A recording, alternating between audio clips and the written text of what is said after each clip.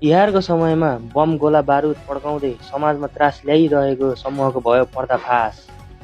गोला बारुद र लाइसेन्स बिनाको हात हतियारको साथ 36 रुपियाँ इनाम भएको अपराधी पितल डनलाई प्रहरीले नियन्त्रणमा लिएको छ।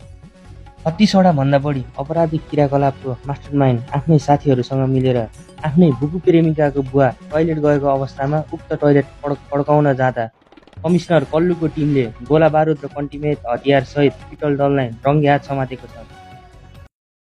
हामीलाई पित्तलदनको सूचना पाउने बित्तिकै आफ्नो समूहलाई लिएर जाँदा हामी र पित्तलदनको समूहसँग झडपको क्रममा समूहको लिडर पित्तलदनलाई त्यही समातेका छौँ र उक्त गोला बारुद र 4 कन्ट्रिमेट हात हतियारको सहित उक्त व्यक्ति पित्तलदनलाई हामीले सम्पर्क गर्न सफल भएका हौँ। मास्टरमाइन्डको रूपमा चिनिने पित्तलदनलाई हामीले यही साता नै अदालतमा पेश गर्नेछौँ र भाग्न सफल भएका केही अपराधीहरूलाई हामीले छिट्टै खोजी कार्य जारी गरिसकेका छौँ। हाल अहिले पितल डनलाई सोधपुछको लागि कडा निगरानीमा राखिएको छ र आगामी शनिबार अदालतमा प्रस्तुत गरिनेछ।